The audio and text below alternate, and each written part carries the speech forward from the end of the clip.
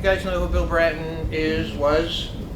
Police commissioner. Yes, right. He was police commissioner under Rudy Giuliani when Giuliani became mayor in 1994, and he introduced broken windows police into New York City, and got a lot of credit. I don't think it was credit he deserved for introducing broken windows, which broke the back of crime in New York City, because crime started to drop significantly after he became police commissioner.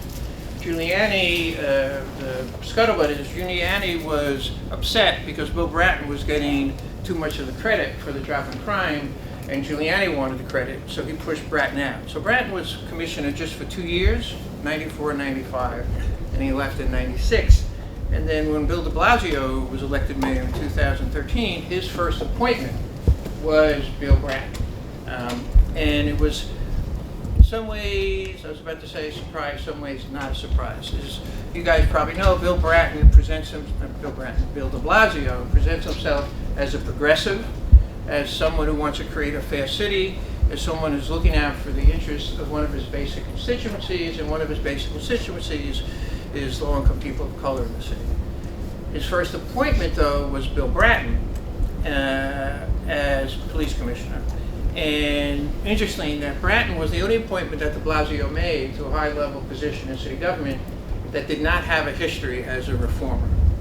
So Bratton comes back in the beginning of 2014. He puts his foot back on the pedal to push forward broken windows policing in the city, and we, amongst other people, made the point that it is undeniable that broken windows policing, whether you think it's an effective crime-fighting strategy, whatever you mean by that, it is undeniably a racist police tactic, because you're basically only applying broken windows policing in certain communities. You don't apply broken windows policing in Park Slope, for example. You don't apply it in the neighborhood where I live now, which is the west side of Manhattan, which is a relatively prosperous community. You apply it in low-income communities of color. So what stuck out at me in this movie, and really aggravates me, when Bratton really has the gall to say, we don't target communities, we target behavior. That's just a flat-out misrepresentation of policing in New York City. Enough about the film and what's in the film. A little bit about myself. I grew up in Brooklyn. Is George here? George and I had a brief conversation before my presentation, and what I said, he's from Bay Ridge, and I said I went to high school in Bay Ridge. I went to Zavarian High School. People here went to Zavarian High School? Raise your hand. Is Zavarian still all boys, or is it co-ed now? 2 years ago, co-ed. 2 years ago it became co-ed? Is it equal boys and girls, or still mainly guys? Still mainly guys. It's still one class, all boys. Senior. Say what? The seniors are still all boys. Okay. That's the only class. Okay. So I went to Zavarian High School, and I graduated in 1961. That makes me 103 years old. And that was the first graduating class. I grew up in Flatbush and Bensonhurst. My family lived in Flatbush, virtually an entirely Jewish neighborhood, but all the rest of my family, I'm Italian and Sicilian, lived in Bensonhurst, when Bensonhurst was like an all-Italian neighborhood. It is not an all-Italian neighborhood now, is that right? My understanding is? Chinese, Russians, yeah. Right, relatively few Italians live there. So I've lived in New York City all my life, and literally all my life, because basically I went to, obviously, school in New York City. I went to Columbia College in the early 60s, and then after that I moved to the west side of Manhattan, where I now live with my wife Barbara, and that's where we raised our sons Jess and Theo. So I have a great love for the city and a great concern about the injustices that are inflicted by our government on New Yorkers, and most of the injustices are not only through policing, but schooling, housing issues, healthcare, mental health issues are inflicted on low-income people of color. It's not only true in New York City, it's true in every large urban jurisdiction in our country. So, as Professor Horowitz mentioned, for a long time, I was the director of an organization called the Correctional Association of New York, which I assume is a household name, so you're all familiar with it? No. So the Correctional Association focuses on conditions of confinement issues. And one of the main, I'm going to talk about this because it's a segue into why I became so concerned about police practices in New York City. So one of the activities we engaged in when I was at the Correctional Association was the monitoring of the conditions inside our court pens. The court pens are where people are held in New York City, in every borough except Staten Island, right after they're arrested but before they're arraigned. People here know what arraignment is? Somebody want to raise their hand and explain? Over here?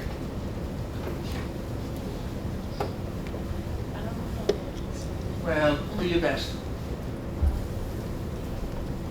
No? Anybody else? Over here? It's after you get arrested. It's the first Say it a little louder, please. It's the first time you see a judge after you get arrested. Yes. So arraignment is everybody who gets arrested in New York City gets arraigned. And basically you're held at the precinct, you're brought to, depending on what borough you're in, central booking of that borough, and you're held for a certain period of time, and then you see the judge, and the judge hears from the prosecutor, hears from the defense attorney. Since almost everybody who gets arrested in New York City is a poor person, almost everybody who appears at arraignment has a public defender. And then the judge decides what the next step in the process is. The judge could release you, could dismiss the charges, or set a very high bail, and or even set a low bail. Since most poor people can't even afford very low bail, they end up being detained pre-trial, held in Rikers or a local detention facility. So when we were at the Correctional Association, we heard that the conditions in the facilities that were holding pre-arraignment detainees were deplorable. Nobody was monitoring the conditions, so we wanted to check them out. So we began that work in 1989, going into the pre-arraignment holding facilities, and we would go to the holding facilities in the 4 major boroughs. When we first started that work, again in 1989, the conditions we saw were abominable. The places were like shitholes, the worst conditions of confinement we had ever seen, and it turns out the worst conditions of confinement that we would ever see. And I visited a lot of state prisons in New York State and the jails in Rikers Island, and we never saw anything as bad as conditions in the pre-arraignment holding facilities. So you could have people so packed in a holding cell, and I'm not exaggerating, that they could only stand. There was no ability to sit if they wanted to sit, and there were very few benches where you could sit anywhere. There was, for many, many people, no ability to make contact with anybody on the outside. The cops are supposed to give you one phone call in the precinct. They don't always do that. And then you were sent into the system of the arraignment process, and you had no access to a phone. And when we started doing this work in 1989, the average arrest to arraignment time was 40 hours, the average. So that means some people were held for 2 days or 3 days, in some bad cases 4 days, before they saw a judge. So that's 4 days, 2 or 3 days, without any ability to wash up, to change your clothes, brush your teeth, any ability to contact people on the outside. We would get phone calls from family members, because they knew we were doing work, examining what was going on in the court pens, saying, my uncle got arrested, nobody knows where he is, the cops aren't telling us anything, and people desperate to find out what was going on with their loved ones. So we went into these facilities again in 1989. And again, the crowding was extreme. There was often no access to a telephone. There was no access to any kind of real medical care, and some of the people who had been arrested were sick, were drug addicted, were basically experiencing coming down from their drug addiction cold turkey. There was poor lighting, there was vermin, the food was crappy, the conditions were awful. So we joined with other allies and concerned city officials. What was interesting is almost all the city officials we spoke to didn't even know about the conditions in these facilities. And some of them were as concerned as we were, and they joined with us to take steps to improve things. So over time, the arrest and arraignment time was reduced to an average of under 24 hours. Still too long, but much better than 40 hours. The facilities became much cleaner, more sanitary. There was better lighting, there was better food.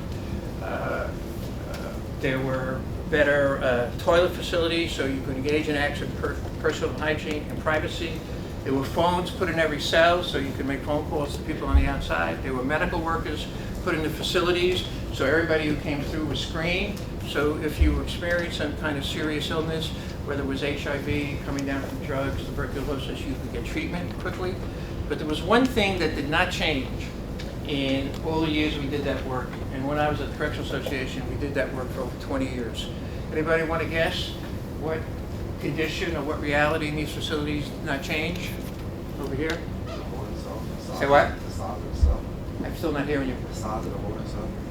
The size, did you say? That's true, but that's not what I was getting at. Anybody else? What didn't change? Crowded. Excuse me? Crowded. No? No, that wasn't it either. Mainly black people.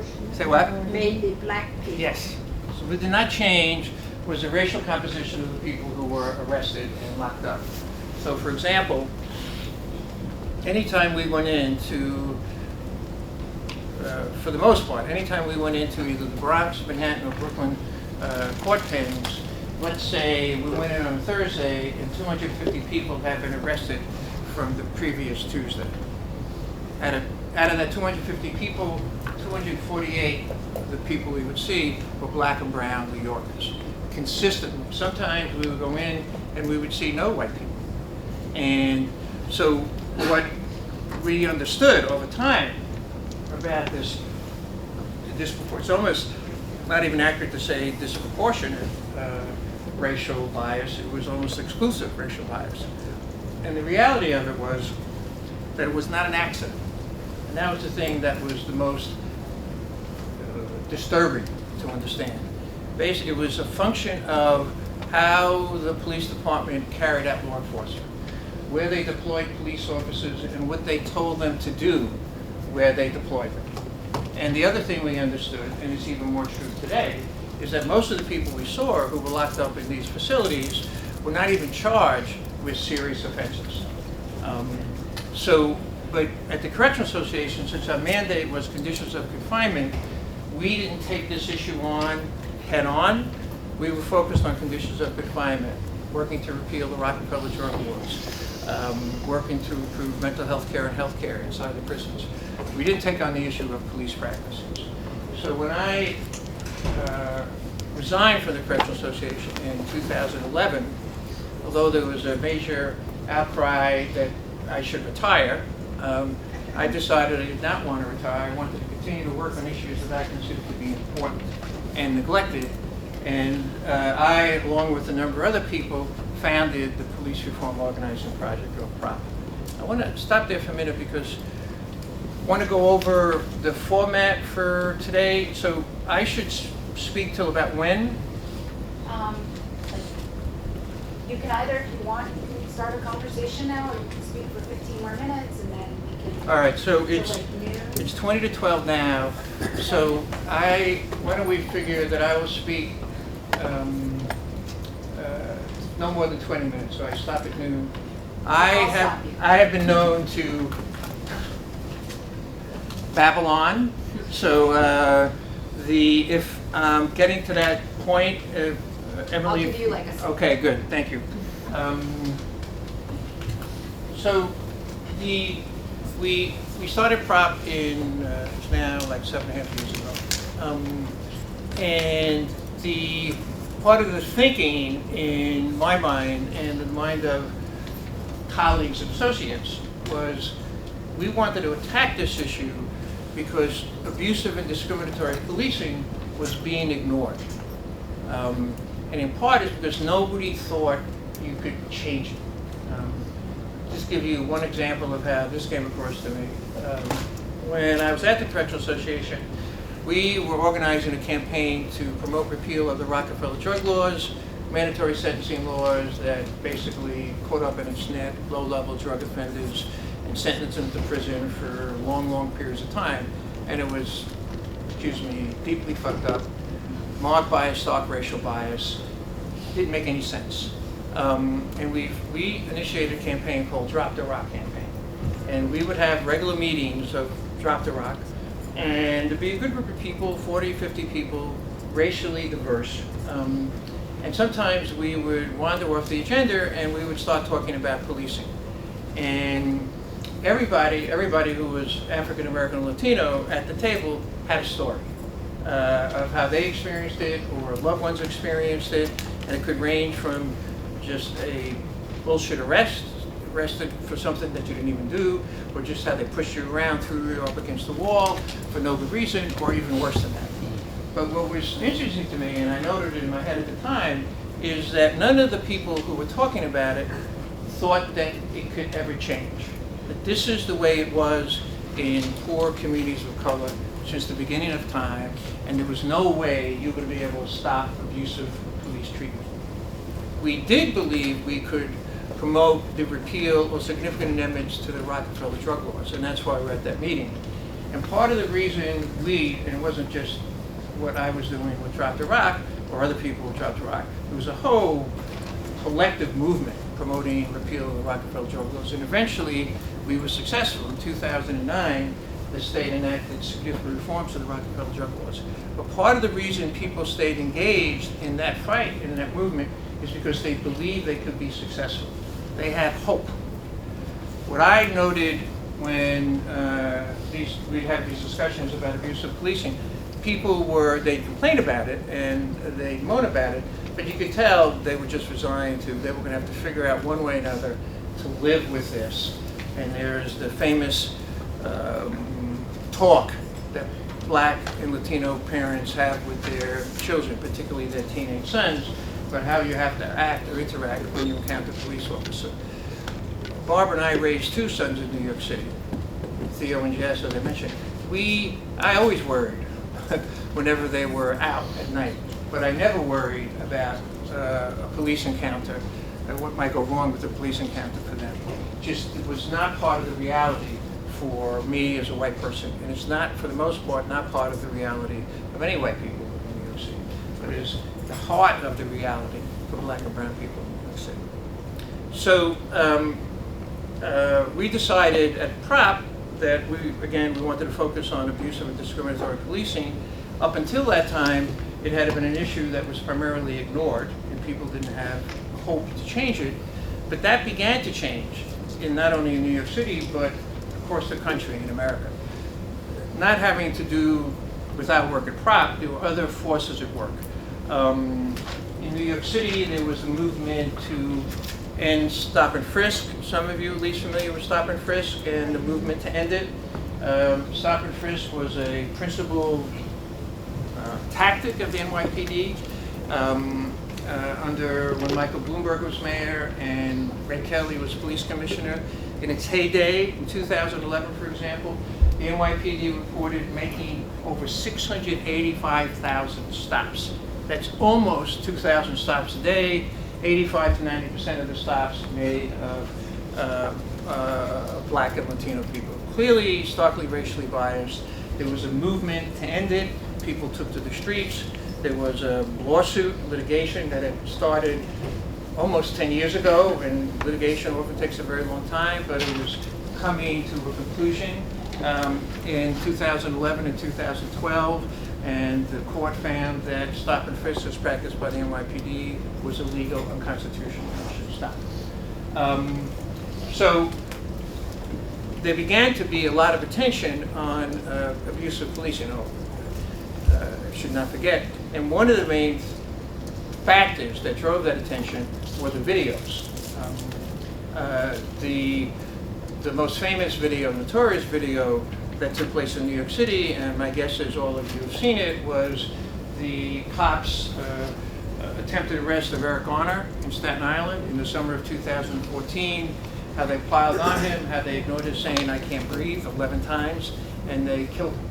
They did not intend to kill him, but their actions, which were reckless and irresponsible, led directly to his death. And there were other videos of incidents taking place across the country. There was the killing of Michael Brown in Ferguson, near St. Louis. There wasn't a video of that. That sparked outrage. And part of the outrage was not only because of the killing of the black men, but that the police officers encountered no accountability. There were no consequences. All the police officers who were involved in the death of Eric Garner, they still work for the NYPD. Forget about being indicted, not indicted. They're still on the payroll of the NYPD.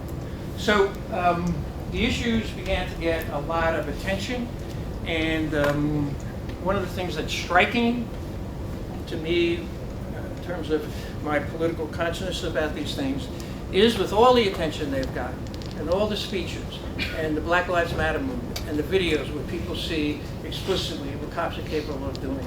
Two recent videos in New York City, one where you saw the cops tearing a baby out of a mother's arms in a social service facility, and de Blasio doesn't speak to it for about 4 or 5 days, finally says, well, this was disturbing, the NYPD is going to investigate, and then Joseph O'Neill, the police commissioner, has the gall to say that the cops, not only did they do nothing wrong, but they did their best to de-escalate the situation. And there's something that is almost Alice in Wonderland about that, because we saw the video. We saw the cops tearing a baby, a year-old baby, out of the mother's arms. We saw a cop waving a taser at the people who got around her. Of course they engaged in again, irresponsible, abusive behavior.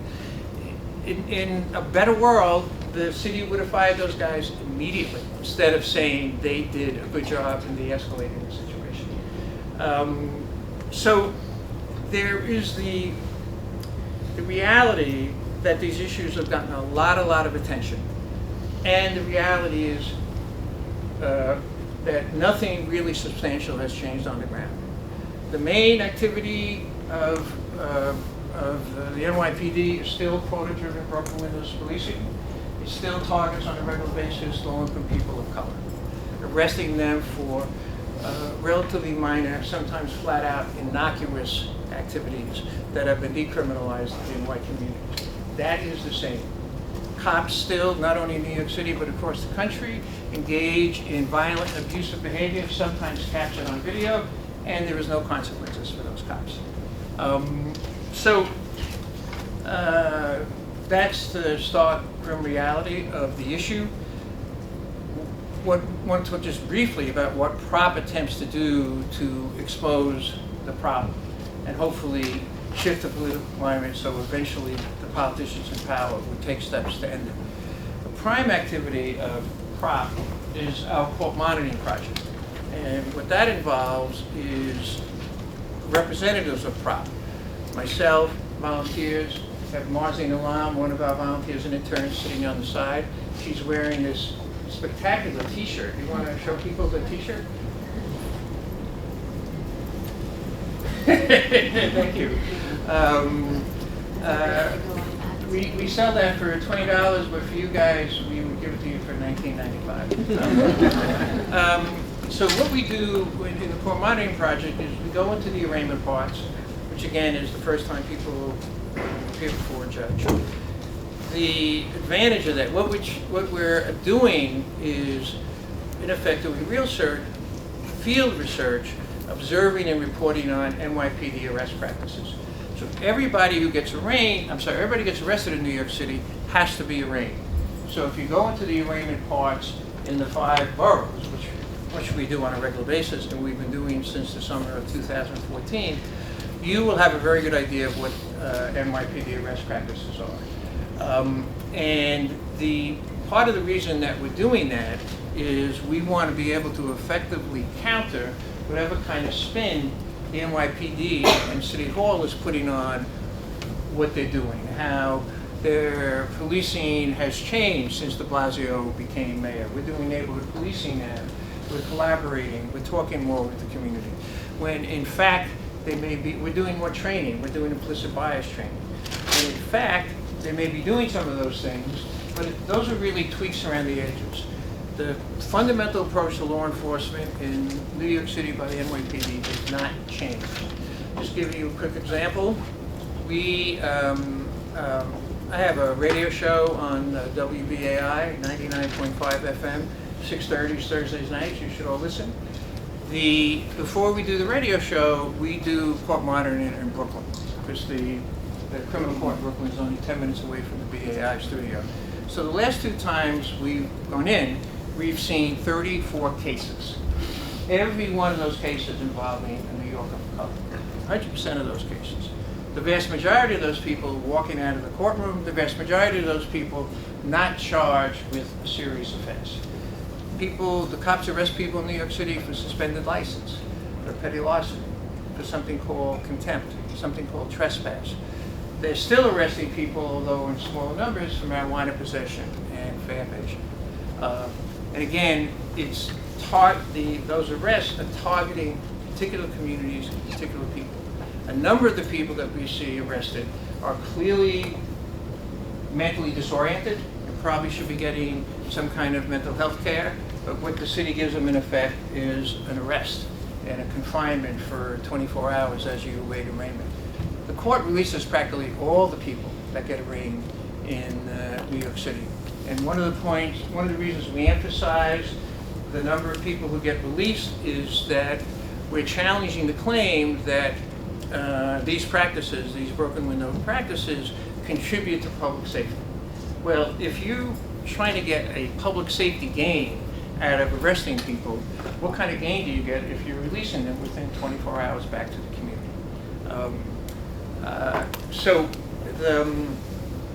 We publicize as much as possible the findings of our court monitoring work. We issue reports, we get some press coverage, we put it up on our Facebook page, we tweet. I have a Twitter account. I hadn't planned ever to have a Twitter account, but when I ran for mayor, my son Theo, who's a reference point for my presentation here, and a couple other people said, you gotta tweet. So I began to tweet. I continue to tweet now as the director of prop, and so we tweet on a regular basis what we find when we monitor the courts. We have other work and other projects that I could talk about. One briefly, we're focused on how the city responds to people in psychiatric crisis in the community. As you guys probably know, if someone calls 911 because there's an emergency involving a person in emotional or mental distress, the 911 dispatcher basically has one option, which is to send cops. And in a number of cases, and you're probably familiar with this to a certain degree, the cops end up doing serious harm to the person who's in psychiatric crisis, including, in some cases, having killed that person. So what we're proposing, and there are a number of groups who are supporting this proposal, is that the city does not respond to those kind of emergencies by sending police officers. That the city should be sending as first responders mental health professionals. So what we're proposing is that the 911 dispatchers, first of all, 911, and I'm embarrassed to say I didn't know this till about 1.5 years, 2 years ago, it's a unit of the police department. And the 911 dispatcher, again, virtually has to, given the orders that they're given, send a police officer. And so our proposal is remove 911 from the police department and put it in another government agency, say fire department. And the dispatcher have at his or her disposal a list of community-based organizations, mental health organizations, social service organizations, churches, for every community in the city. So if a call goes out that there's somebody in emotional distress in Brooklyn Heights, we're in Brooklyn Heights now? Yes. Do people in Brooklyn Heights have emotional distress for the most part? Everybody. What's our guess? Everybody. Probably do. In any case, that the dispatcher has the list of organizations broken down by community. So if the call comes from Brooklyn Heights, or comes from Jamaica Queens, or Soundview in the Bronx, or Bushwick in Brooklyn, the dispatcher can look up the organizations in that community and call on a mental health professional from that organization to show up at the scene, rather a police officer.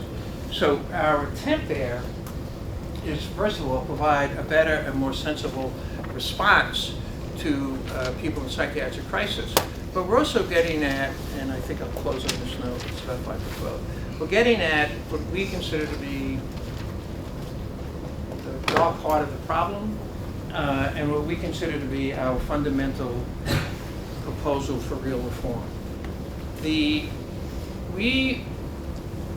When we started PROP, we were very open to what might be considered incremental change, sort of some slight modifications that hopefully could lead to more significant reforms. And over time, though, we became, you could use the word more radical, but radical in the sense that we decided the only way to end these practices is to get at the root of the problem. Police power, I don't know if you guys were taught this. I know I was taught this in grammar school, high school. The old shibboleth, power corrupts, absolute power corrupts absolutely. The NYPD in New York City and police departments in other parts of the country have unchecked power. So they could almost do virtually anything they want and not suffer consequence. So a police officer can engage in a bogus arrest. Almost nothing's going to happen to that police. Almost very rarely will anything happen to that police officer. Commit perjury, very rarely will anything happen to that police officer. Speak rudely, disrespectfully, push you around for no good reason. Almost very unlikely that anything's going to happen to that police officer. You have the Eric Garner incident where police officers, and we all saw it on video, contributed directly to the death of a man who was engaged in no serious offensive activity. Nothing happened to those police officers. Cops who pulled the baby out of that woman's arms, nothing happened to them. So the police department is virtually all powerful. It's unaccountable. That is the nature of the police department in New York City since it was founded in 1845. So the abusive practices, the racist practices are long-standing and deeply entrenched. You're not going to change that by having implicit bias training. Most cops, at least the cops who I speak to, don't take it seriously. They consider more training sort of a public relations ploy by politicians who have to respond to the pressure that sometimes comes their way because of a bad policing incident. So the only way you can achieve significant change, the only way you're going to end abusive practices is by fundamental reforms or radical reforms. And that means reducing the power of the police department. And the steps you take to do that is by reducing its budget, by cutting the police force, and by cutting its duties. So right now, we're proposing you take away the responsibility of dealing with people in mental health crisis from the police department. We also propose taking the cops out of schools. Public safety should be the responsibility of educators, not the police department. If it's appropriate for a cop to intervene in a situation in schools, let the educators, the people who run the schools, decide that. We're proposing to decriminalize sex work. The Vice Squad, the NYPD Vice Squad, and Vice Squads all over the country are notorious for violating the rights and well-being of sex workers. Decriminalize sex work, disband the Vice Squad. In New York City, the cops are responsible for regulating street vendors. Notorious for abusing the rights of street vendors, arresting people, sometimes confiscating whatever materials they have in the carts, the food, the clothing. And we're proposing taking that responsibility out of the hands of the police department and put it in the hands of the health department or the Department of Consumer Affairs. The fundamental idea driving those proposals is to reduce the power of the police department, focus it on what is a legitimate purpose of the police department, which is what you see cops doing on TV shows, right? You don't see cops on TV shows giving tickets to people who have their foot up on a street. You don't see cops stopping someone because they have a broken taillight and deciding to arrest them because then you find out they have a suspended license. You see cops on TV shows focused on apprehending and bringing to justice people who do serious harm to the community. That's a legitimate purpose. It's fundamental truth, and I think very few people are actually aware of this. That is just a very small part of what the NYPD does. The main thing that the NYPD does is carry out quota-driven, broken windows policing. I'll stop there, and I'll realize I didn't describe to you guys how the quota system works, so somebody should ask me. Thank you, by the way, for listening. Now, we have literature. I don't know the best way to... You can put it up here and then people can take it, unless you have enough for everyone, in which case you can have it. We also have pens. We have prop pens. Mark's going to make this stuff available. The literature includes a card that describes how the court monitoring project works. The court monitoring work is carried out almost entirely by volunteers and interns. If anybody here is interested in working with us as an intern or a volunteer, Marzine can tell you what a wonderful, right, Marzine, experience it is, and enriching. Definitely does show you what police practices that the partner make. And we also want to pass out, we have to figure out how to do it, a sign-up sheet, because we send out like an email newsletter once every 2 weeks. If people want to get that newsletter, you could sign the sign-up sheet and give us your email address. And then if you do sign up the sign-up sheet, we'll give you a free pen. All right, so questions, comments, thoughts, responses? Don't jump up all at once. I'm interested in hearing about the quota system. Can you just elaborate further? Thank you. Thank you. Hold on a second.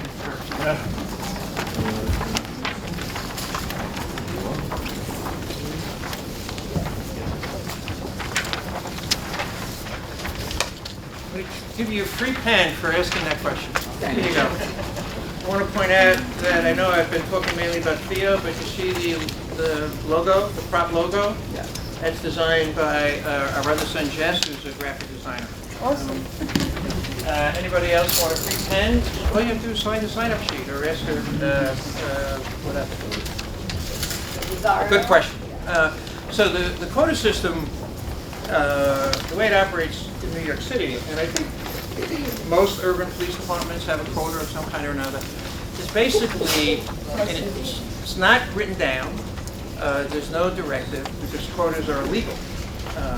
And the police department claims literally that this is how Orwellian it gets. We don't have a quota system, we have productivity goals.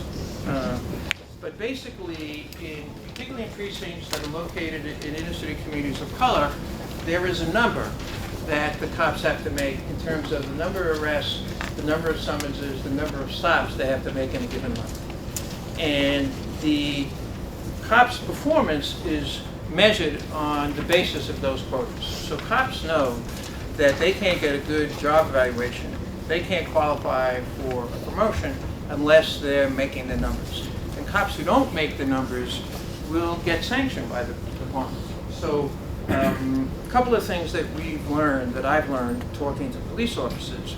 One is, for example, shortly after the Eric Garner incident, I was making a deposit in my local bank, and there was a police officer posted there, a Latino guy, talking to the bank teller saying that the cops who arrested or attempted to arrest Eric Garner handled that situation badly. So I thought I would engage him in a conversation, see if there's anything I can learn about his view, at least, about how the police department operates. I had a prop shirt on. It was the summer. But he didn't, I don't think he made a note of the fact that I work on these issues. So when I said to him, well, the really, part of the tragic and terrible thing about the Garner incident was he wasn't doing anything that was seriously offensive. He was selling loose cigarettes. And that would have been the 9th time the cops had arrested him for selling loose cigarettes. 9 times. And he said, well, we have a quota. So he started talking about it. And he said that the quota was different in precincts that serve, quote unquote, serve inner city communities of color and precincts in white communities. Precincts in white communities, there may be no number or a very, very low number. But the pressure is on you if you're in a precinct in an inner city community of color. And he said something that I thought was very revelatory, that he used to work in Brooklyn, a community and a precinct an Orthodox Jewish community. And then he worked uptown in Harlem. And he said, no trace of anti-Semitism. I will never, ever arrest a Jewish person because they will make your life miserable. And the black and brown kids, I don't like it, but they're the low-hanging fruit. And what he meant about how arresting a Jewish person, particularly an Orthodox Jewish person, is that community is tightly knit. They have enormous resources. They have connections with the powers that be. And if you arrest one of their own, they're going to come after you. It was a representation of how the quota system works, but works to the disadvantage of low-income people of color. One of the main problems with the quota system is, and this is really perverse, is the cop gets credit for it as soon as he or she makes the arrest or issues a summons. They get the notch on the belt. So if it's a bullshit arrest or a bogus summons, they still get credit for it. If the judge throws it out, they'll still get credit for it. If the judge throws it out and the person arrested sues the city for a false arrest and wins a settlement of, let's say, $25,000, nothing happens to that police officer. He or she probably doesn't even know that the arrest resulted in a successful lawsuit. The money isn't even taken out of the NYPD's budget. There's another part of the city's budget where that money is taken out. So the quota system very much functions as an incentive to bad policing. And when I first met, I had two conversations with Bill Bratton shortly after he was appointed commissioner. My first conversation was very brief. It was after a meeting where he made a presentation to people. And so we had a friendly conversation, and I said, there's a real problem with how the quota system operates in the city. And he said, yeah, I know, but here's our problem. When we said our problem, he meant police brass, people who manage the police department. And I was surprised he spoke so frankly to me, because I'm an advocate for police reform. So he said, we consider 30% of the police force. Now, in New York City, 30% is, we have 37,000 police officers. What's 30% of 37,000? Quick math. What's 30% of 30? I should have figured this out. What? It's about 15,000, right? No, about 12,000. Okay. We consider 30% of the police force as conscientious objectors. Exact words. They object to doing work. So if we don't have a quota system, what many cops will do is, be in their parole car, find a shady block in their precinct, park under a tree, and go to sleep. So we need the quota system to make sure that cops, and these are the code words, these are the euphemisms, are productive or active. And what that means is, are you arresting people? Are you issuing tickets to people? And what other cops have explained to me is, there's pressure on us, even if we don't see people doing anything wrong. One cop, in fact, he was in the video, Adil Polanco. I made a presentation with him at John Jay College. And afterwards, he was talking to a few of us, and he told a story. He was outside with a commanding officer of his precinct, and there were a couple of teenagers standing nearby. I forget whether they were Latino or African American.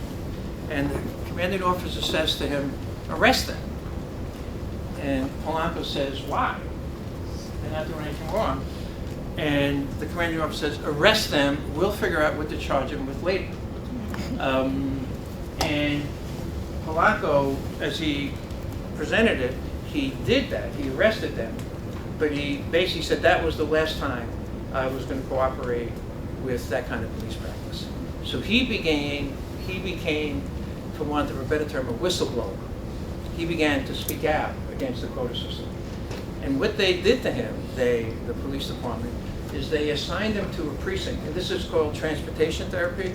They assigned him to a precinct within the city limits, which is as far as possible from where he lived, and still be within the city limits. So he I don't know where he's stationed now, he had a commute of 2 hours whatever, one way. So 4 hours total to commute. And his job was to spend 8 hours looking at videos. And that's the way they punished him for speaking out.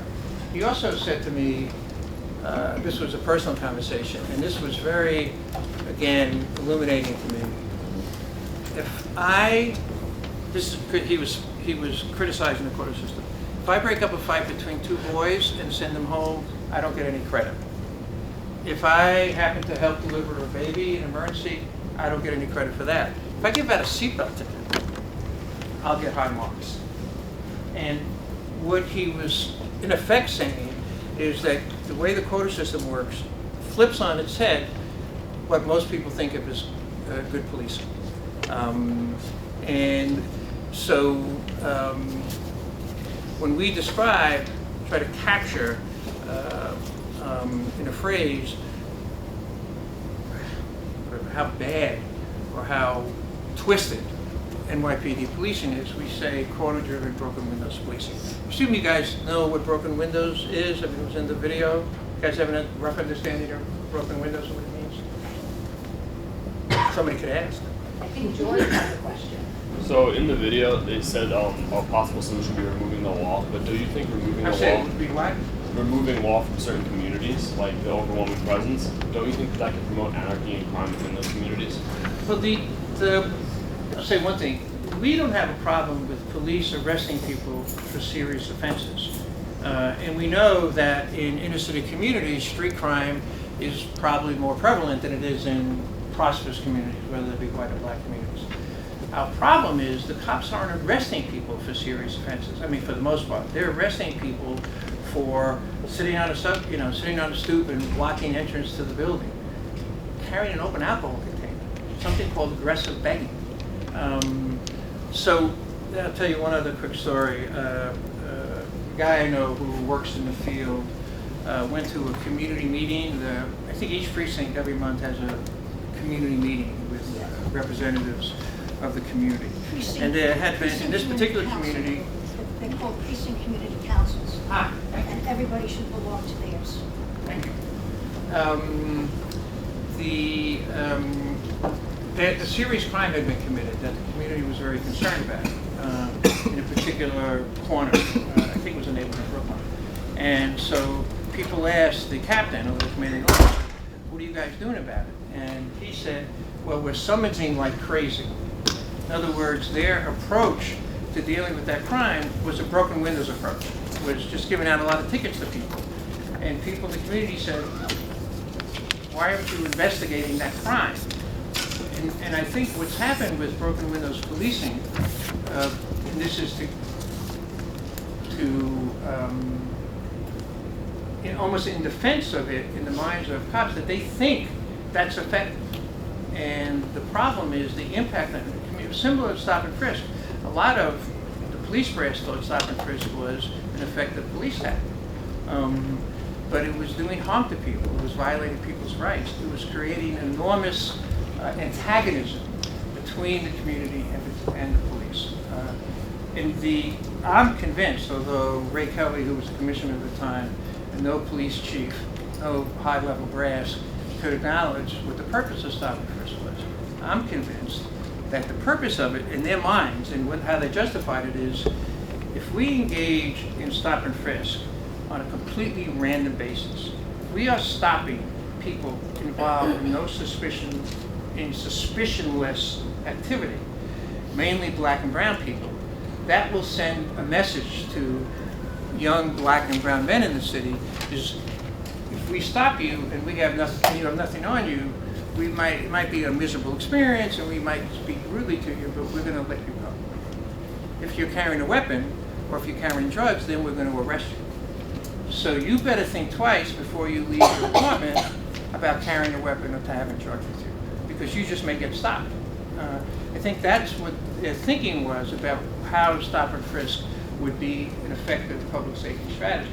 The problem is, first of all, it's illegal and unconstitutional, and you're fucking with it in ways that is going to create significant antagonism. So to get to your point, we and I tried to make this point before, what police departments should focus on are serious crimes and serious offenses. The way it operates now is inner city communities of color have a large police presence. You walk in those communities, you'll see a lot of cops out on the street. You walk in my community, I'm not exaggerating, I never see a police officer. The only time I see a police officer if there's an automobile accident and a cop shows up. It's another point that we make in some of our literature. Why do you need a cop showing up at an accident? Send a mechanic. But in any case, so I'm not quite sure how I would propose having a more sophisticated approach instead of approaching stopping crime in those communities. Think about it with a hammer, and you just, what's the expression, to hammer everything is a nail, and have a more sophisticated approach for how you would fight serious crime in the communities where crime is more prevalent. If broken policing doesn't work, Broken windows. there was a significant crime decrease in the 90s when it was like prevalent as well. So I was just wondering what the correlation was, or why did crime drop like during that same time? Right. That crime began to drop significantly in the 1990s after Giuliani became mayor and Brandt became police commissioner, and Brandt instituted broken windows policing. So a couple of answers, but no, how to put it, absolute perfect answer. Crime actually started to drop in New York City while Dinkins was mayor. A year or two under Dinkins' last year in office before Giuliani became mayor. The drop became more precipitous when Giuliani and Brandt came in 1994. Crime has dropped. This is almost a startling fact. Crime has dropped for the most part in every major city in the United States, in every major city in the world, beginning in the early 1990s up until a year or two ago. And criminologists really kind of scratch their heads about why this has happened and why it's so widespread. It's not just in cities that instituted broken windows policing. And the other response I have to undercut the effectiveness of broken windows policing, first, there's never been a study that's documented it. There's been some studies which have concluded that it is not particularly effective in stopping crime. But you guys might remember at the end of 2014 into 2015, it was a 3-week period where the police went on a work stoppage. They were protesting something about Bill de Blasio. It's hard to understand why, because he is, as mayor, completely compliant with whatever the police department wants to do. But they went on a work stoppage. So for that 3-week period, arrests were down 66%, summonses were down 90%. So in effect, the cops, through the work stoppage, abandoned quota-driven broken windows policing. And the police department itself reported that crime went down. So we consider that 3-week period sort of the emperor has no clothes moment for broken windows policing. There were 3 weeks where it was not in effect, but crime continued to go down in New York City. So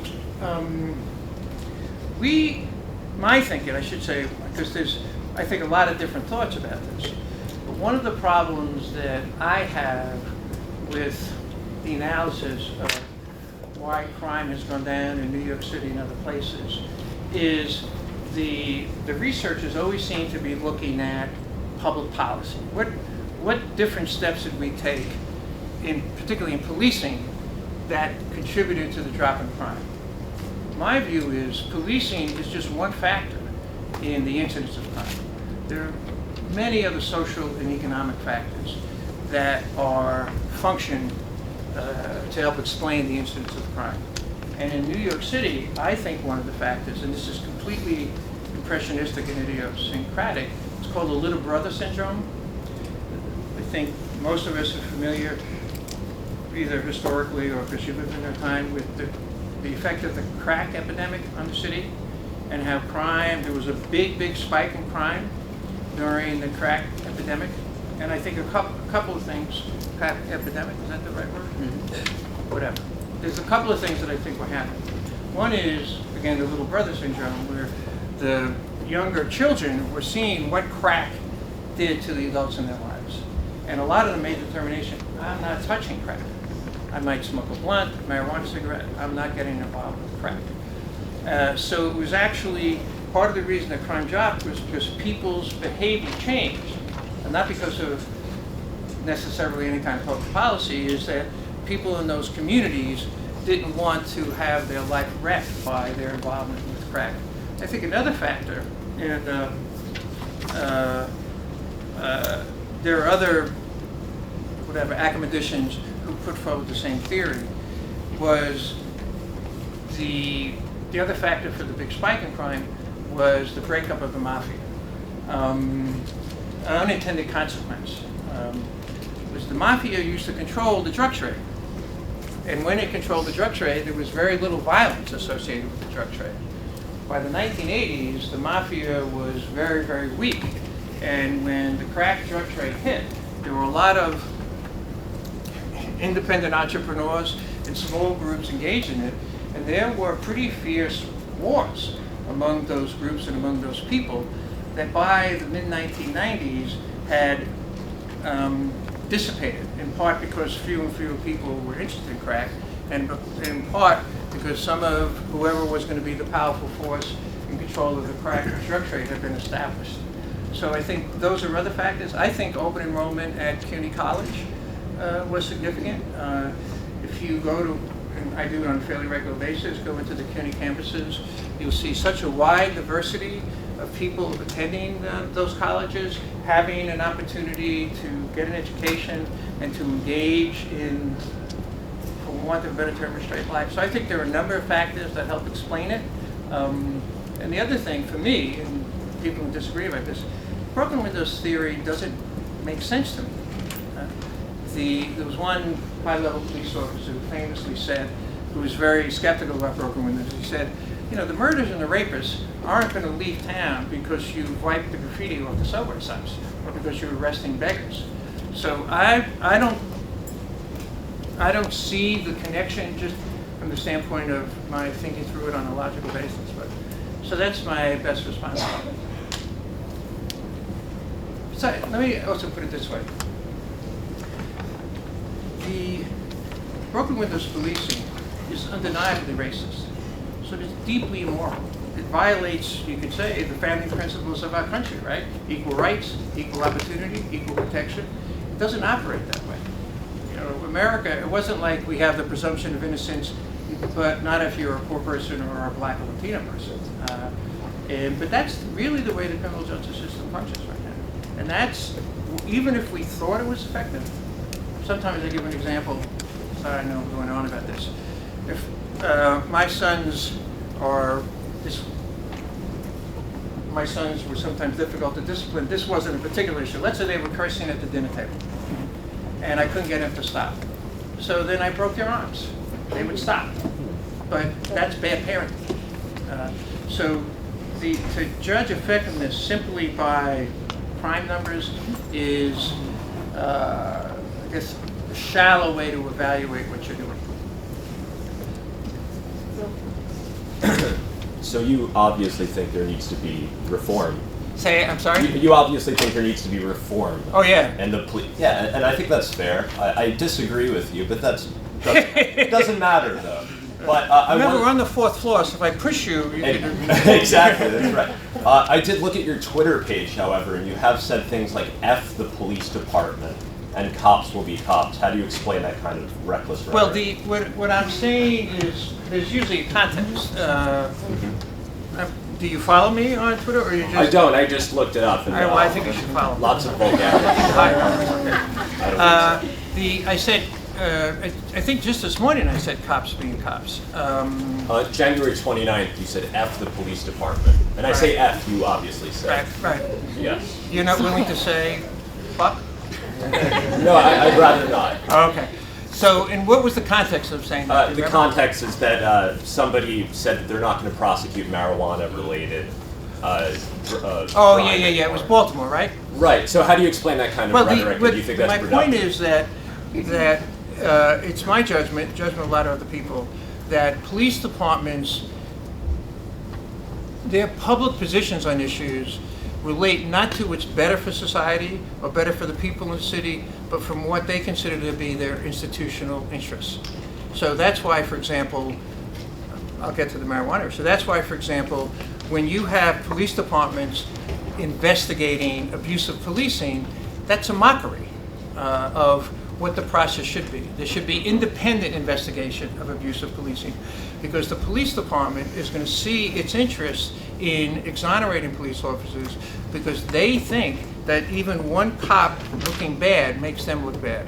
Similar, this may seem like a leap, but I don't think it is, similar to the way the Catholic Church handled the abusive, the sexual predatory behavior by priests. We want to protect those priests, because if word gets out that a priest is engaging in that behavior, that's going to hurt us as an institution. So we're going to cover it up. We're going to exonerate it. We're going to brush it aside. We're going to whitewash it. So that's what police departments do all too often. And because they have such extraordinary power, they do it with hardly any political consequences. So there's sometimes I feel like, fuck the police departments, because they're hurting us and they're doing harm to us, and they have a narrow institutional interest that doesn't translate into what's better for the people. So I don't do it that often, but every once in a while I'll do it. And cops being cops, it could be something that somebody reports from not New York City, but from some other place, where cops are doing a thing that unfortunately all too typically cops do. And you're raising a legitimate point, because our point, and I think sometimes you can read things that I say or write that don't communicate this. Our point is not to put the blame on individual police officers, although obviously individual police officers can behave very badly, but is to put the blame on the powers that be and on the departments that create a toxic culture that leads to, and not only leads to, but sometimes promotes and protects behavior that is harmful to people and that is racist. But when I think you have a legitimate point. When I say cops being cops, it sounds like I'm being dismissive of all cops as individual human beings. Yeah, I got to think twice about that. Now, having said that, I do believe that a lot of individuals become correctional officers and police officers, whether they're totally conscious of it, is because there's an inner bully or an inner racist, or not so much an internal bully or racist, that they know they can act out on. Over the last 6 or 8 months, totally serendipitously, there are people who grew up in upstate New York, like Rockland County or Westchester County and Long Island, have told me, and I'm not overstating this, every cop they know is a racist. And they make that judgment based on social interactions with those police officers and how police officers talk about the people that they're policing. I think it's a serious problem. You're nodding your head, but I don't think you're agreeing with me. Fascinating. What? Yeah. Okay. Wait, are you cynical about what I'm saying? Yeah, you're making very broad, presumptuous, and I think highly erroneous statements. Well, but, no, but let's pursue it. No, What I said was, that's all right. Yeah. 3 people I've talked to, and I'm not exaggerating what they said, this is what they told me. Right. Listen, that's purely anecdotal. Yeah. You've presented basically no empiricism to back up what No you're what? saying. No empiricism, no empirical data. Right. Right. Cops are racist, period. I didn't say that. I said a lot of cops are racist. And remember, we have 3,700 police, 37,000 police officers. Let's say, Bratton said 30% of them don't want to do work. Let's say 5% are racist. Right. 10% are racist. That's 3,000 cops. That you might think of a relatively small percentage, but that's a lot of cops to have on our street who are driven by whatever you want to call it, racist feelings or racist impulses. And you're right, it's anecdotal, but there's a lot of anecdotes. There's a lot of anecdotes about cops calling people the N-word or engaging in behavior that is clearly racist behavior. And you're right, I don't have I don't even know how you get empirical data, but I think that, and also I believe, it was interesting when you hear Chucky, the retired police officer in the video, saying that black and brown cops could be as bad as worse as some police officers. And to me, that's a function of the toxic culture in the police department and the long history of how police officers and police departments have treated people in the black and brown community. Any other thoughts about this? Cops as racist? We have to go, okay, but I do want to ask everyone, picking up on what this gentleman said, you all live in Brooklyn, or not. Every area has its own precinct, and every precinct has a precinct council. Please attend it, because this talk is so one-sided, and you can actually see the problems in your community, what the cops face, and I haven't heard anything about the community affairs officers that go out of their way to try and help you. So help yourself, join, it's one day out of your lives. It's usually an evening meeting, your precinct community council, they serve, you know, pizza and stuff, you get food, and I urge you to do that. And also think of joining your community board. Every board has either a police committee or a public safety committee. Please do yourselves a favor and join those committees. Thank you so much. Okay. So corrections department, right? You made a valid point about the policing police, right? And having an outside entity come in and to address the issues that are going on within the police, because they're more fair and impartial, and they're not so caught up in trying to please the establishment, so to speak. And this took place, for those that don't know, some empirical data, this took place in Rikers Island. Rikers Island was known for abuse until it took outside, they had to bring outside sources to monitor what was going on within the department.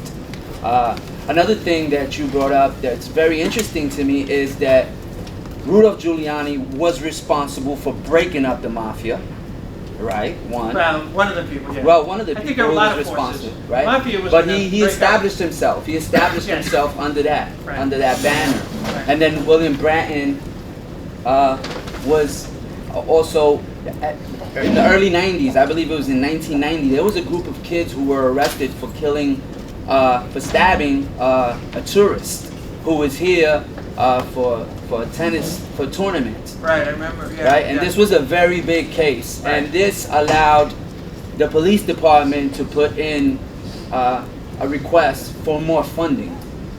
William Bratton was at the head of that whole thing, and he was able to get the funding and was able to implement a lot of these practices through the funding. Prior to that incident, New York City Police Department weren't given that much funds to put more officers on the streets. And it was a catalyst. They used the outside person, not even a person in this community, which begs to differ. Like, so many people were being victimized in the city, and it took a tourist to get victimized and get hurt and get murdered on a subway station for this funding to be put into effect. Right, this was probably because Bratton in the early 90s was the head of transit police in New York City. Exactly. And probably additional funding for transit cops. Right. And it was probably a white tourist. Right, it was a white tourist in that sense.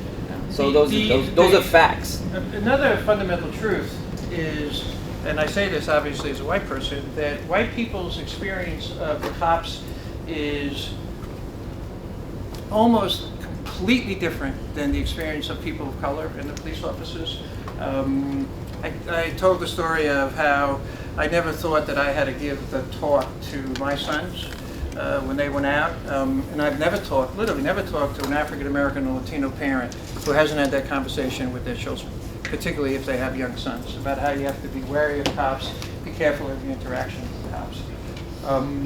So my question is, how would you substitute the quota system, or would you just get rid of it? Yeah, there are two possibilities. One is to get rid of it and to base your evaluations on much more on the evaluations of the commanding officer. And if you have a good commanding officer, they will know who the good police officers are in their precinct and who the slackers are and who the assholes are.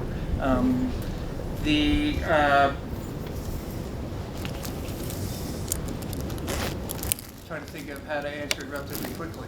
Another possibility is to include in what you give cops credit for constructive interactions.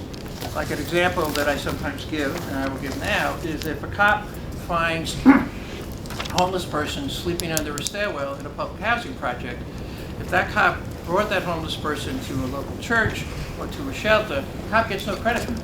Only gets credit if he or she arrests that person. So that's part of the problem with the quota system. So another way to deal with it is to give credit for positive interactions. Like when Adil Polanco said, a cop delivers a baby in emergency, or help delivers a baby, you should give credit to that cop for that. But we're also, our vision, and it is, as I've said before, a radical vision, is to have a much smaller police force. And not asking them to do so much of what we ask cops now to do, which in some ways is unfair to cops. Most cops, for example, I'm sure, would be happy if they didn't have to show up in an emergency involving somebody in a psychiatric crisis. They would rather, I'm virtually sure, have a mental health professional deal with that. But so we're envisioning a much smaller police force where I think it would be more possible for evaluations to be done not on some sort of automatic or arithmetic system, but an evaluation, a qualitative evaluation rather than a quantitative evaluation. Treating like more of a system instead of like police force being, smaller. I feel like because I'm in the Army, so in the Army it's like you fall under somebody. So in the Army it's like, okay, You're in the Army? Yes. And a student? Yes. How does that work? I'm in the reserves now. Okay. So I just wanted to go back to school. Okay. But as far as, there'll be a company, there'll be a platoon, and then there'll be like a platoon leader, and then under that platoon leader will be somebody who will take care of at least 4 soldiers or like 5 soldiers. And then every month they do counselings, so rather than there be a quota to complete jobs or trainings or anything like that, you're getting a counseling, whether it be positive, whether it be negative. That counseling is somebody who's ahead of you that's going to tell you, here's what you did wrong, here's what we can improve, rather than punishments, rather than, having a certain set amount of things that you have to have done. So I think that could be something that the police force should introduce to their way and their system rather than quotas. Yeah, I could see that working. What could be an issue there is, and I've heard this from a number of cops, is the NYPD has an extensive training period, 6 months at a police academy. What a number of cops have told me is that training almost gets entirely thrown out when you arrive at a precinct, and the cops at the precinct basically tell you, now this is probably overstated, but basically tell you, I don't know what you learned at the academy, but this is the way we do it.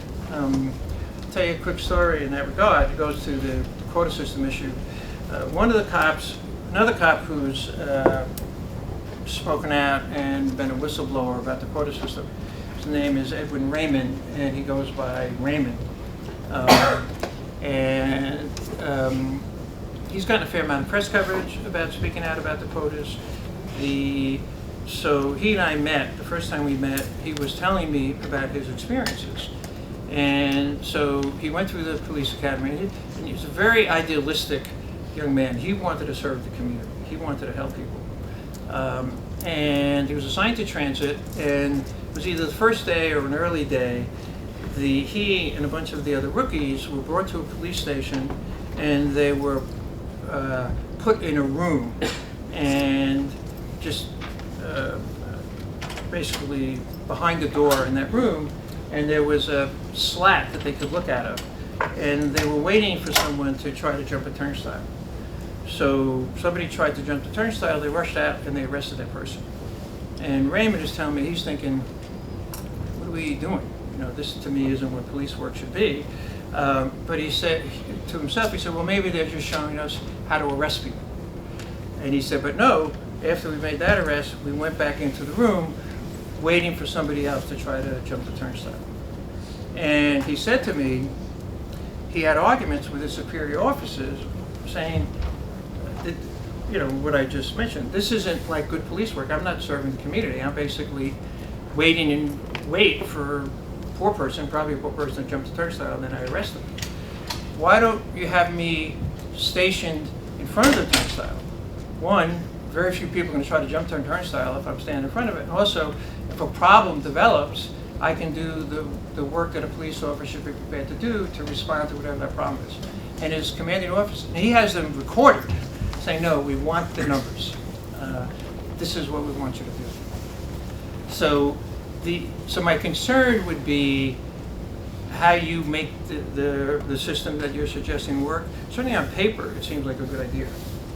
So my issue is that. Sorry, could you stand up? Oh, Because I let me can't say. hear you. My issue is that if black people are being killed at disproportionate rates, why the hell would I want to go into a precinct and talk about what's going on if there's a bunch of organizations like Black Lives Matter and all these other things, and then they're being met with All Lives Matter, Blue Lives Matter, as if we don't matter?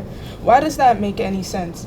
And if Tamir Rice, Eric Garner, Sandra Bland, all these people are examples of basically us being targeted by the system, why would I feel comfortable walking in a hornet's nest? It does not make any sense. Yeah, I did not propose with the. No, I get Whoever that, but proposed it's it. just like you don't understand the conversation. Where are you coming from with that? But I think the number of thoughts I have, the white people, overstating this, but I think it's fundamentally true, have a very different experience of policing than people of color do. And the abuses of policing against people of color has a long, long history. I mean, some of the first police departments that were established in the country grew out of the slave squads. When there was a runaway slave, groups of people would organize, white people obviously, to capture the runaway slaves, and they would be rewarded for capturing the runaway slave. So the Texas Rangers, for example, in Texas, grew out of the slave squads. But in New York City, very specifically, the police department was established in 1845. And one of the main purposes, I'm not going to say the only main purpose, was clearly on the part of the powers that be, the city fathers, was they wanted the police department to control and contain two unruly populations in the city. One was the recent Irish immigrant population that had begun to come to New York City. Ironic, because decades later, Irish people took over the police department. And the other group was freed black people, because New York State had abolished slavery in 1827. So the history of police departments having as part of their function controlling marginal populations, sanctioning marginal populations, keeping marginal populations away from frightening or interfering with the activities of wealthy people, powerful people in mainstream society. That's when I say these practices are entrenched and long-standing. In part, I'm talking about that history. And one other quick example, any of you guys know who Adam Clayton Powell was? Yeah. Very famous at the time, civil rights leader. He was the pastor of Abyssinian Baptist Church in Manhattan, became congressman, and I didn't know about this until I spoke to an historian. In the 1940s, Powell and his people put out a newspaper called The People's Voice. This is 1940s, so what is that, 70 years ago? And the, excuse me, the editions would regularly have stories of abusive policing, attacking black men, attacking black women. And the person who taught us about this, taught us a prep about this, brought some of the clippings, and I read them. And you felt like, you know, you could have read that yesterday. So that this history of the mistreatment of police departments, of people of color, is, again, long-standing and deeply entrenched. So I don't know who you are, obviously, but I assume you're speaking out of that history and that understanding that the many black people and Latino people feel, to be afraid of police officers and afraid of the police department, rather than thinking of it as something that could be positive or constructive and friendly. So I'm totally sympathetic to your point of view, and with the woman who spoke earlier, very well intentioned. And there are certain police officers, she referred to the community affairs officers, who have a job of getting involved in the community, like they might start a softball league or some activity like that. But that's superficial in my judgment, to the actual function of police departments. And when you get to law enforcement, the law enforcement strategies, again, will fundamentally involve targeting low-income people of color for engaging in infractions that have been decriminalized in white communities. Okay, so I think we have one more over here, and then. Oh, what's your name? Where'd you grow up? Flatbush. Okay. The court's opinion on the quota. So if cops are arresting minor crimes, and then they're bringing, these people have to be arraigned and whatever. Right. So how do the courts feel then about, or why don't the courts make the police not fill a quota? Because aren't the courts overrun? I mean, overworked? Well, it's a very good question. Our judgment is, you could ask that question also of district attorneys, because obviously when the police charge somebody with an offense, the district attorney has to hear it out, assess it, and decide whether to move forward with prosecution. And the DAs do, it's called DP. When I first heard it, I'm a baseball fan, I thought it meant double play, but it means decline to prosecute. DAs do DP about 10% of the charges brought to them by cops. But the DAs also prosecute a lot of charges brought by cops. And, we're sitting in Raymond Park, we're like, what? That, the cop pulls somebody over because they had a broken taillight. One case we heard the cops pull somebody over because, and I didn't even know that cars had this, the light over the license plate was broken. And in all these cases, it's a black or brown person. You wonder why the DAs are prosecuting these cases. The one DA, an assistant DA from Manhattan, speaking to me anonymously, said a number of things that were very critical of both district attorneys and the police. But one of the things he said is cops lie all the time. So the cops committing perjury is a not so well kept secret, but they lie to substantiate the charges that they're bringing against people. And judges know about that, DAs know about that, but there's been a recent, it was a front page New York Times story about it recently. Generally speaking, the other actors or agents in the criminal justice system might, on individual cases, operate on the basis of their understanding that the cops have lied, but they don't speak out about the need for systemic reforms that challenges that practice as a regular practice. It is very, very rare that a judge or a DA will speak out publicly and go directly at police practices. I'll just tell you a quick story. There was one judge, forgetting his name at the moment, he was a civil court judge, but he was, because there was an overload in Brooklyn, he was assigned criminal cases. And ironically, I say ironically because he was a politician before, he was a member of the city council, and he was accused by people of having made racist statements. So he's an unlikely person to have engaged in this activity, but he began to dismiss all open alcohol cases that were brought before him. And the reason, and he said this publicly, is I can't remember a white person being brought before my bench for carrying an open alcohol container. So what he began to do was insist that the cops could prove that what was in that container actually contained alcohol. And in most cases, cops, didn't measure whatever was in the beverage, so he could throw out all the cases. And what happened to him, though, I spoke to him about it because somebody gave me his phone number, I was able to get him on the phone, is he got spanked. The chief administrative judge of Brooklyn removed him out of the criminal court and assigned him back to the civil court and basically said, you're never going to go into the criminal court again because you're blowing the whistle on how we operate and how the cops operate. So there's this great quote by Martin Luther King that I think is relevant. I want to get it right. Something along the lines of, more than the voices of our enemies, we will remember the silence of our friends. And the system is so strong and so powerful that it's very hard for people, even good people within the system, to take the chance to speak out. It's easier for me, since I'm outside. I'm sorry.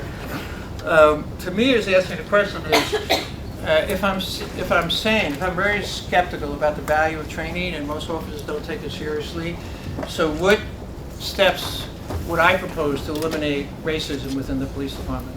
Again, it's a very good question. You guys, except for that guy back there, all had very good questions.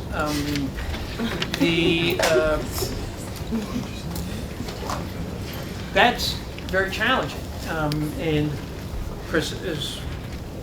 I think some people might disagree with me. I think some individuals come to the police force with racism as a part of who they are, and the police, being a police officer, enables you to carry out those kind of racist feelings and maybe sadistic feelings with impunity.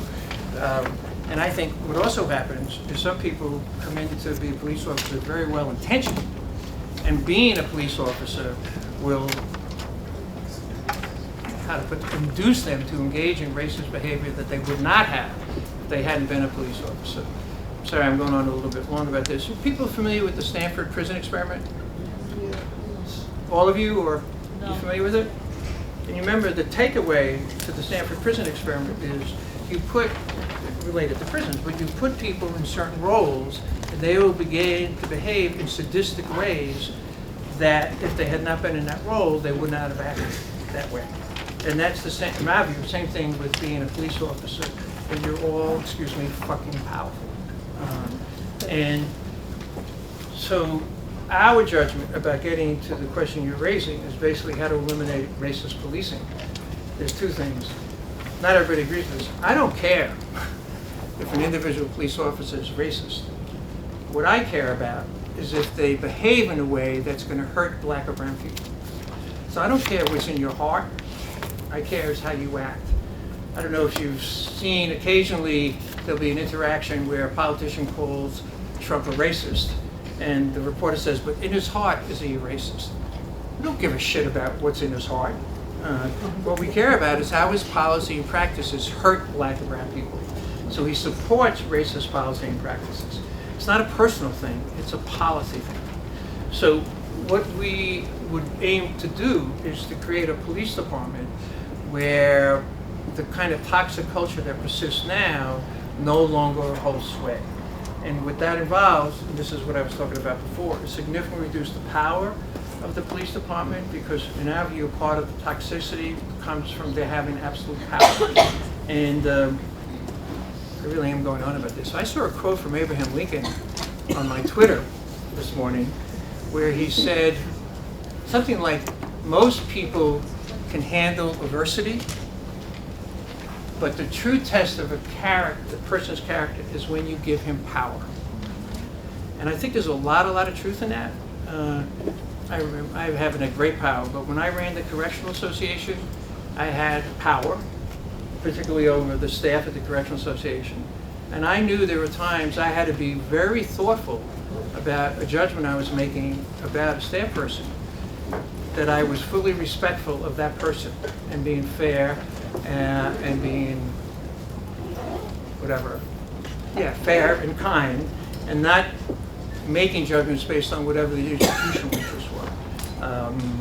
So, and what's the Spider-Man? With great power comes great responsibility. Right. So the way to get at the toxic culture and the racism that is permitted in terms of police practices is to significantly reduce the power of the police department. That means reducing its budget, reducing its responsibilities. So you take them out of mental health issues, you take them out of the schools, you take them out of regulating sex work, regulating street vendors. You abandon broken windows policing.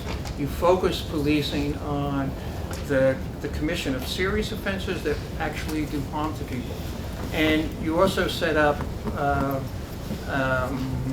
a mechanism or an agency that's independent of the police department that investigates allegations of abuse.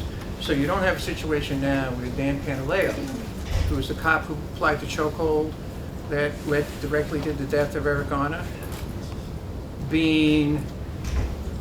working for the police department for now almost 5 years since that incident, and now he's being subjected to a hearing held by the police department.